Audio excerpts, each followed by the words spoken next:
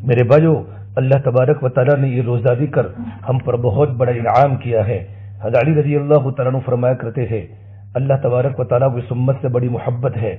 اگر اللہ تبارک و تعالیٰ اس امت کو اگر عذاب دینے کا ارادہ فرماتے تو اللہ ماہ مبارک کبھی نہ دیتے اور سورہ اخلاص کبھی نہ دیتے۔ اللہ کو اپنے بندوں سے بڑی محبت ہے۔ اللہ فرماتے ہیں، یا ایھا الذین آمنوا کتب علیکم الصیام کما کتب علی الذین من قبلکم لعلکم تتقون۔ ایمان والو، تم پر رمضان کے روزے فرض کیے گئے جیسے تم سے پہلے والوں پر فرض کیے گئے، تاکہ تمہاری زندگی میں تقوی پیدا ہو، تمہارے دل میں اللہ تعالیٰ کا ڈر پیدا ہو۔ کما کتب علی الذین من قبلکم، یہ امت محمدیہ، یہ روزے صرف تم ہی پر فرض نہیں بلکہ پچھلی امتوں پر بھی فرض تھے۔ از آدم تا ایدم، بلکہ میرے بھائیو کتابوں میں لکھا ہے، دنیا میں جتنے مذاہب اور جتنے رینجلس ہیں سب میں روزے کی شکل پائی جاتی ہے۔ صورت الگ الگ ہے، نام اور طریقے الگ الگ ہے، کوئی اپواس کہتا ہے، کوئی کچھ اور کہتا ہے، شکلیں اگرچہ مختلف ہے لیکن روزے کا تصور تمام مذاہب میں پایا جاتا ہے۔ اللہ تبارک و تعالیٰ فرماتے ہیں کہ رمضان کے روزے رکھنے کا مقصد کیا ہے؟ لعلکم تتقون، تاکہ تمہارے دل میں اللہ کا ڈر پیدا ہو۔ تو میں آپ کو یہ بتانا چاہتا ہوں کہ روزے کے فائدے کیا ہے۔ اگر کوئی آقا اپنے غلام و نوکر کو کسی کام کا حکم دے کہ تجھے فلاں کام کرنا ہے تو اس آقا کو یہ بتانے کی ضرورت نہیں ہوتی، اگر تو اس کام کو کرے گا تو میں تجھے فلاں انعام دوں گا، تجھے فائدہ ملے گا، اور نہیں اس غلام کو یہ پوچھنے کا اختیار ہے۔ لیکن قربان جائے پروردگار عالم پر، رب العالمین پر، اس نے ہمیں جو حکم فرمایا اس کا فائدہ بتایا۔ دیکھو مسلمانوں، یہ کام کرو گے تمہیں یہ فائدہ ہوگا، نماز پڑھو گے تو نماز کا یہ فائدہ ہوگا۔ اللہ فرماتے ہیں، ان الصلاۃ تنہی عن الفحشاء والمنکر، کہ نماز کی پابندی پر تمہاری زندگی میں صفت پیدا ہوگی کہ نماز برائی اور بے حیائی سے روکتی ہے۔ روزہ رکھو گے تو کیا فائدہ ہوگا؟ یہ بھی اللہ نے فرمایا، لعلکم تتقون، تمہاری زندگی میں تقوی آئے گا، تمہاری زندگی میں اللہ کا ڈر آئے گا، تمہارا دل کا رخ صحیح ہو جائے گا، تمہاری خلوت پاک ہو جائے گی۔ لیکن میرے بھائیو، صرف روزے کا اخروی فائدہ نہیں ہے بلکہ روزے کے دنیاوی بھی فائدے ہیں۔ روزے کے اخروی فائدے ہیں۔ نمبر 1، روزے کا دنیاوی فائدہ یہ ہے کہ روزہ رکھ کر جب بندہ بھوکا رہتا ہے تو اسے غریب کی غربت اور تکلیف کا احساس ہوتا ہے، اس کا دل نرم ہو جاتا ہے غریب کی بنیاد پر کہ میں سال بھر میں 11 مہینے تک کھاتا رہتا ہوں۔ وہی اللہ تبارک و تعالیٰ کے بعض بندے ایسے بھی ہیں جو غریبی کے محتاج ہیں، نان شبینہ کے محتاج ہے۔ کسی غریب سے پوچھو کہ غریبی میں سسکنے کا مزہ کیا ہے، کسی بھوکے سے پوچھو کہ سوکھی روٹی کا مقام کیا ہے، کسی پیاسے سے پوچھو کہ پانی کے گھاٹ کا مقام کیا ہے، کسی سونے والے سے پوچھو کہ ٹوٹی کھاٹ کی قیمت کیا ہے۔ بھائیو، جن کے گھر میں ایک وقت کی روٹی مشکل سے بنتی ہے ان کے گھر کی کیا حالت ہوتی ہوگی۔ ہمیں سال بھر اس کا احساس نہیں ہوتا، تو روزہ ہمیں غریب کی غربت کا اور غریب کی تکلیف کا احساس دلاتا ہے، جس سے انسان کا تکبر ٹوٹتا ہے، انسان کا میں ٹوٹتا ہے اور وہ اللہ تبارک و تعالیٰ کی نعمتوں کا شکر گزار بندہ بن جاتا ہے۔ یہ روزے کا فائدہ ہے دنیاوی، نمبر 1۔ نمبر 2، روزے کا دوسرا دنیاوی فائدہ طبرانی شریف میں حضرت ابو ہریرہ رضی اللہ تعالیٰ عنہ سے روایت مروی ہے، فرمایا اللہ کے نبی صلی اللہ تبارک و تعالیٰ علیہ وسلم نے، صوموا تصحوا، کہ روزہ رکھو تندرست ہو جاؤ گے۔ رمضان کے روزہ رکھنے کی بنیاد پر تمہاری تندرستی بڑھ جائے گی۔ معلوم ہوا کہ روزہ انسان کی تندرستی کا ضامن ہے، اس سے انسان تندرست رہتا ہے۔ بھائیو، ہمارا معدہ ایک قسم کی مشین ہے، جب نئی گاڑی شو روم سے خریدتے ہیں تو اسے سال بھر مسلسل نہیں چلاتے بلکہ کچھ مہینوں کے وقفے سے اس کی سروس کرانی پڑتی ہے۔ اسی طرح ہمارے پیٹ کی مشین جو معدے کی شکل میں ہے، رمضان اس کی سروس کا مہینہ ہے، معدے کو بھی آرام کی ضرورت ہوتی ہے۔ معلوم ہوا کہ روزہ انسانی تندرستی کا ضامن ہے۔ نمبر 3، روزے کا تیسرا دنیاوی فائدہ فضائل اعمال کی ایک حدیث کا مفہوم ہے، روزہ رکھنے سے انسان صبر کا عادی بن جاتا ہے، صبر کا عادی بن جاتا ہے۔ یہ بھی کتنا عظیم فائدہ ہے۔ یہ صبر کیسے پیدا ہوتا ہے؟ آسان مثال سے سمجھیے، ایک آدمی کا معمول ہے، وہ روزانہ 10 بجے اپنے گھر پہنچتا ہے، گھر کا نظام الاوقات طے ہے کہ بیگم صاحبہ معمول ہے کہ 10:15 بجے دسترخوان تیار کرے۔ ایک دن معمول کے مطابق وہ آدمی گھر پہنچا، لیکن اتفاق سے 10:15 دسترخوان تیار نہیں ہو سکا، بیوی نے کہا میرے سردار 15 منٹ رک جائے، کھانا تیار ہو جائے گا۔ اب جناب کا پارا چڑھ گیا اور کہنے لگے تجھے سمجھ میں نہیں آتا، میں صبح کا بھوکا پیاسا آتا ہوں اور کھانے کا وقت ہو چکا، پھر بھی اب تک کھانا تیار نہیں ہوا۔ اسے کہتے کہ بے صبری۔ جو بندہ 15 منٹ کے لیے بھوک برداشت نہیں کر سکتا، وہ اللہ تبارک و تعالیٰ کے حکم پر 15 گھنٹے تک بھوکا رہ سکتا ہے۔ تو اب اس بندے کے لیے 15 منٹ کی بھوک برداشت کرنا آسان ہو جائے گا۔ اسی طرح روزے سے انسان کا نفس صبر کا عادی بن جاتا ہے۔ نمبر 4، روزے کا چوتھا دنیاوی فائدہ حدیث پاک میں بتایا گیا، جو آدمی مالی تنگی یا کسی اور وجہ سے نکاح کرنے کی طاقت نہ رکھتا ہو تو اسے چاہیے کہ وہ روزہ رکھے، جس کا فائدہ یہ ہوگا وہ زنا کاری میں مبتلا ہونے سے بچ جائے گا۔ فرمایا اللہ کے نبی صلی اللہ تبارک و تعالی علیہ وسلم نے، صحیح بخاری کی روایت ہے، وَمَن لَّمْ يَسْتَطِعْ فَعَلَيْهِ بِالصَّوْمِ فَإِنَّهُ لَهُ وِجَاءٌ، کہ روزہ انسان کی شہوان قوت کو روکنے اور توڑنے والا ہے۔ شہوت پر لگام رکھنے کے لیے روزہ رکھنا بہت ضروری ہے۔ یہ بھی روزے کے بڑے فوائد میں سے ہے۔ حاصل یہ ہے روزہ رکھنے سے بندے کو اپنی نفسانی خواہشات اور شہوات پر قابو حاصل ہوتا ہے، جس سے نفسانی شہوات کے غلط استعمال سے حفاظت ہوتی ہے۔ نمبر 5 میرے بھائیو، روزے کا 5واں دنیاوی فائدہ بیہقی کی روایت میں ہے، ہر چیز کی زکوٰۃ ہوتی ہے، انسان کے بدن کی زکوٰۃ روزہ ہے۔ انسان کے بدن کی زکوٰۃ روزہ ہے۔ جس طرح ہم مال کی زکوٰۃ نکالتے ہیں، اسی طرح بدن کی زکوٰۃ روزے کی شکل میں ادا ہوتی ہے۔ نمبر 6 دنیاوی فائدہ روزہ رکھنے کا، روزہ رکھنے سے قوت ارادی ول پاور مضبوط ہوتی ہے۔ اس کو ایک مثال کے ذریعے سمجھنے کی کوشش کرے۔ اللہ کے نبی صلی اللہ تبارک و تعالی علیہ وسلم کے چچا ابو طالب کو جب قریش مکہ نے آپ صلی اللہ تبارک و تعالی علیہ وسلم کی دین کی دعوت پر خوب طعنے دینا شروع کیا، تو چچا ابو طالب نے ان سے پریشان ہو کر اللہ کے نبی صلی اللہ تبارک و تعالی علیہ وسلم سے فرمایا، اے میرے پیارے بھتیجے، اب مجھ پر اتنا بوجھ مت لا دو جو میری برداشت سے باہر ہو، دشمنوں کے طعنے سن کر میں پریشان ہو گیا ہوں۔ اس میں اشارہ تھا آپ اپنی تبلیغ کے کام سے باز آ جائیں۔ اس وقت جو میرے نبی نے جواباً جو جملہ کہا ہے وہ قوت ارادی اور ول پاور کی یادگار مثال ہے۔ فرما اللہ کے نبی صلی اللہ تبارک و تعالی علیہ وسلم نے، یا عمی واللہ لو وضع الشمس فی یمینی والقمر فی یساری علی ان اترک هذا الامر حتی یظہرہ اللہ او اہلک فیہ ما ترکتہ، البدایہ والنہایہ میں لکھا ہے، اگر یہ دشمن میرے ایک ہاتھ میں سورج اور دوسرے ہاتھ میں چاند لا کر رکھ دے، تب بھی میں اپنے فرض منصبی کی ادائیگی سے پیچھے نہیں ہٹوں گا، میں اپنی تبلیغ کا کام جاری ہی رکھوں گا۔ اسے کہتے ہیں ول پاور، قوت ارادہ۔ ایک اور مثال صدیق اکبر رضی اللہ تعالی عنہ، جن کی تعریف میں جمعے کے خطبے میں ہم سنتے ہیں، ارحم امتی بے امتی ابو بکر، میری امت میں سب سے زیادہ رحم دل ابو بکر ہے۔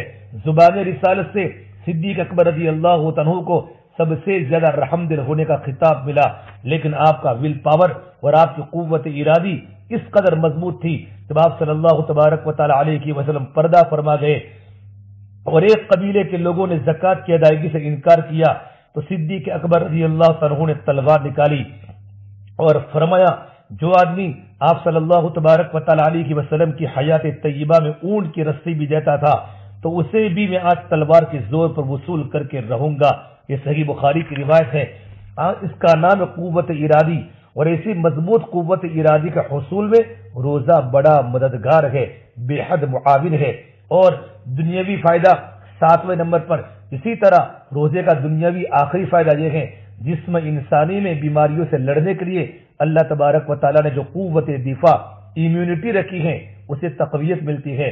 اس کو ایک مثال دلیل سے سمجھو، دنیا میں جتنی تعداد میں انسان بستے ہیں ان کو بیماریاں بھی ہوتی ہیں، ان کے ڈاکٹر اور حکیم بھی الگ الگ ہوتے ہیں، لیکن کیا جتنی تعداد میں دنیا میں جانور رہتے ہیں ان کے بھی ڈاکٹر اسی تعداد میں ہے؟ نہیں، ان کے ڈاکٹر انسانوں کے مقابلے میں کم کیوں ہیں؟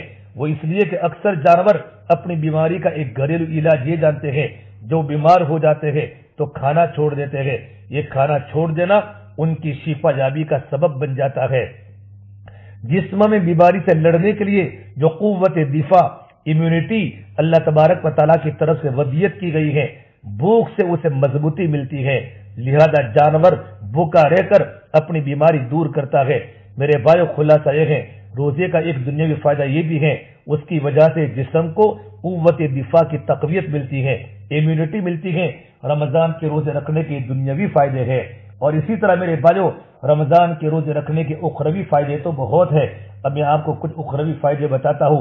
रोजे का सबसे पहला और सबसे बड़ा फायदा वो है जो अल्लाह तबारक व तआला ने सूरह बकरा में बयान फरमाया, लअल्लकुम तत्तकून। रोजा रखने की वजह से तुम्हारी जिंदगी में तकवा पैदा होगा, अल्लाह का डर पैदा होगा। रोजे से तकवा किस तरह पैदा होता है, अल्लाह का डर कैसे पैदा होगा, एक मिसाल से समझिए। मेरे भाइयों, रोजे की हालत में हम एक बंद कमरे में हो, जहाँ फ्रिज भी मौजूद हो, पानी भी मौजूद हो, लेकिन हम नहीं पीते क्योंकि हमें मालूम है अल्लाह देख रहे हैं। यहाँ तक कि वुजू में कुल्ली करने के लिए जो पानी मुंह में डाला है उसमें भी हम एहतियात बरतते हैं, कई हालत में कोई कतरा न उतर जावे, मेरा रोजा है, अल्लाह मुझे देख रहे हैं। ये तस्वुर हमेशा रहता है। तकवा यह है, हमें हर वक्त इस बात का इस्तेहजार रहे, मेरा अल्लाह मुझे देख रहा है, इसलिए मुझे ये काम नहीं करना। इसी कैफियत का नाम तकवा है, और यही रोजे के जरिए चाहा जा रहा है, जिसकी मशक इस तरह कराई जाती है कि 3 जायज चीजों, खाना पीना और अपनी बीवी से जिमा करने को छोड़ो। और ट्रेनिंग इस तरह हुई, जो बंदा अल्लाह के हुक्मों को मानकर 1 महीने तक 3 हलाल चीजें, जायज चीजें छोड़ सकता है, वो 11 महीने की जिंदगी में हराम चीजों को आसानी के साथ छोड़ सकता है। इसे मेरे भाई, सबसे बड़ा फायदा, उखरवी फायदा यह है कि हमारी जिंदगी के अंदर तकवा पैदा हो जाए, हमारी जिंदगी में तकवा पैदा हो जाए। दूसरा, रोजे का उखरवी फायदा क्या है? एक हदीस कुदसी में अल्लाह फरमाते हैं, अस्सौमु ली व अना अजज़ी बी। बुखारी शरीफ की रिवायत है, रोजा मेरे लिए है और मैं ही रोजे का बदला दूंगा। एक सवाल पैदा होता है, हम जितनी भी इबादतें करते हैं वो तमाम अल्लाह ताला की रजा के लिए करते हैं, और अल्लाह तबारक व तआला की तमाम इबादतों का सवाब अता फरमाते हैं। फिर इस हदीस पाक में खुसूसी तौर पर रोजे ही के बारे में ये क्यों फरमाया, रोजा मेरे लिए है और मैं ही रोजे का बदला दूंगा? शुर्राह हदीस ने इस सवाल के जवाब फरमाया, हम जितनी इबादतें करते हैं उन तमाम में सबसे ज्यादा इखलास रोजे में पाया जाता है। रोजे में आला दर्जे का इखलास है, वो इसलिए कि दीगर इबादतों की कैफियत में गौर करें तो पता चलेगा। अगर हम मस्जिद में नमाज पढ़ रहे हो तो सब देखेंगे हम नमाज पढ़ रहे हैं, घर में नमाज पढ़ेंगे तो घर वाले देखेंगे कि नमाज पढ़ रहे हैं, ज़कात दे रहे हैं तभी गरीब को पता चलेगा सेठ साहब ने मुझे ज़कात दी। और हमारे मुआशरे में हज के तो क्या कह रहे, महीनों पहले से ऐलान शुरू हो जाता है, हाजी साहब फुला तारीख को सफर हज पर रवाना होंगे, दावत ताम दी जा रही है। फिर सफर हज से वापसी पर भी ऐलान होता है, हाजी साहब हज करके तशरीफ लाए हैं, अभी हाजी साहब कहलाते हैं। एक फर्ज इबादत की अदायगी पर यह डिग्री मिल गई, हालांकि फर्ज की अदायगी तो जरूरी है, इस पर इस किस्म के अलकाब दिए जाए तो नमाज पढ़ने पर नमाजी, रोजा रखने पर रमजानी, जकात देने पर जकाती भी होना चाहिए। यह हमारे मुआशरे का बिगाड़ है कि हज जैसी फर्ज इबादत की अदायगी पर खुद को हाजी साहब कहलवाना हज के इखलास को जाये करना है। इस रियाकारी का बिगाड़ हमारे मुआशरे में किस हद तक फैल चुका है मेरे भाइयों, अगर मैं बात करूंगा तो लंबी हो जाएगी। अलबत्ता रोजे में इखलास दीगर तमाम इबादत के मुकाबले में ज्यादा पाया जाता है, इसलिए कि जब तक रोजेदार बंदा खुद न बताए वहां तक उसका रोजेदार होना किसी को मालूम नहीं हो सकेगा। रोजेदार की जाहिरी हैयत देखकर कोई नहीं बता सकता कि हजरत रोजे से है या रोज जैसे यानी बगैर रोजे के हैं, तो सिर्फ अल्लाह तबारक व तआला ही जानते हैं बंदा रोजे से है या नहीं। लिहाजा रोजे में इखलास ज्यादा पाया जाता है, इसलिए अल्लाह फरमाते हैं अस्सौमु ली, रोजा मेरे लिए है। फिर रोजे का फायदा बयान फरमाया, व अना अजज़ी बी, रोजे का सवाब मैं खुद दूंगा। भाइयों, हम जितने भी नेक अमाल करते हैं उनका सवाब अल्लाह हमें फरिश्तों के हाथों दिलवाते हैं, लेकिन रोजे के सवाब के बारे में अल्लाह ताला ने फरमाया रोजे का सवाब इस कदर अजीम है, मैं खुद अपनी जानिब से उसका बदला दूंगा। दरमियान में फरिश्तों का वास्ता नहीं होगा। सोचो रोजे की फजीलत कितनी बड़ी है, कितनी बड़ी है, कितनी बड़ी है। इसलिए ये रमजान के रोजे रखने के बहुत बड़े फायदे हैं। और हदीस पाक में रोजा रखने का एक और फायदा बताया गया, मन साम रमजान ईमानन व इहतिसाबन गुफिर लहू मा तक़द्दम मिन ज़म्बिही। ये भी बुखारी शरीफ की रिवायत है कि जो इंसान ईमान और सवाब की उम्मीद के साथ बंदा रोजा रखेगा, اللہ اس کے سارے گناہوں کو معاف کر دے گا۔ اور چوتھا فائدہ اخروی حدیث پاک میں ہے، روزے کا ایک اور فائدہ کہ جنت کے 8 دروازے ہیں، ان میں سے ایک دروازے کا نام باب الریان ہے۔ یہ دروازہ روزے دار بندوں کے لیے مخصوص ہوگا۔ اس دروازے سے صرف روزے دار بندے کی داخل ہوں گے۔ فی الجنت 8 ابواب فیہا باب یسمى ریان لا يدخلہ الا الصائمون۔ صحیح بخاری شریف کی روایت ہے کہ پروردگار عالم صرف روزے دار کو ہی اللہ تعالیٰ اس گیٹ سے داخل ہونے کا موقع دیں گے۔ روزے دار بندوں کی اس خصوصیت کی ایک مثال سمجھیے۔ ہوائی جہاز سے سفر کے لیے ہم ایئرپورٹ پہنچتے ہیں تو کسٹم کی جگہ پر 3 لائن ہوتی ہے۔ ایک لائن ان مسافرین کی ہوتی ہے جو اسی ملک کے باشندے ہیں، جو کہیں سے آ رہے ہوتے ہیں یا کسی اور ملک میں جا رہے ہوتے ہیں۔ دوسری لائن ان مسافرین کی ہوتی ہے، پیسنجروں کی، جو کسی دوسرے ملک سے آئے ہو یا دوسرے ملک جا رہے ہوتے ہیں، وہ اسی ملک کے باشندے نہیں ہوتے۔ ان دونوں لائنوں میں کسٹم والوں کی چیکنگ بڑی سخت ہوتی ہے۔ جبکہ تیسری لائن فلائٹ کے اسٹاف کی ہوتی ہے۔ فلائٹ کے عملی کی چیکنگ صرف مخصوص ٹوکن باللہ بتا دینے سے پوری ہو جاتی ہے۔ ان کی چیکنگ دیگر مسافرین کی طرح سخت نہیں ہوتی۔ اسی طریقے پر اللہ تبارک و تعالیٰ نے جنت کے 7 دروازے رکھے ہیں۔ ایک دروازہ جو ہے صرف اللہ تبارک و تعالیٰ روزے داروں کو ڈائریکٹ اللہ پاک جنت میں داخل کرے گا۔ اسی طریقے پر اخروی فائدہ یہ ہے، حدیث پاک میں ہم نے سنا افطار کے وقت روزے دار بندہ جو دعا کرتا ہے اللہ اس کو قبول کرتا ہے۔ سمعت رسول اللہ صلی اللہ علیہ وسلم یقول للصائم عند افطارہ دعوت مستجابہ۔ شعب الایمان کی روایت ہے، جس طرح مزدور جب اپنے مالک کا کوئی کام اچھی طرح کر کے اس کو خوش کر دے تو مالک کہتا ہے تو جو مزدوری چاہے مانگ لے میں تجھے دے دوں گا۔ اسی طرح ایسا روزے دار جس اپنا روزہ تمام مکروہات سے بچتے ہوئے مکمل کیا، پھر افطار کے وقت وہ اللہ تبارک تعالیٰ سے دعا مانگے تو اللہ پاک اس کی دعا کو قبول کرتا ہے۔ اس سے میرے بھائیو، یہ روزے کے میں نے آپ کے سامنے کچھ دنیاوی فائدے بتائے، کچھ اخروی فائدے بتائے۔ اب اللہ تبارک و تعالیٰ ہمیں ان باتوں پر عمل کرنے کی توفیق عطا فرماوے۔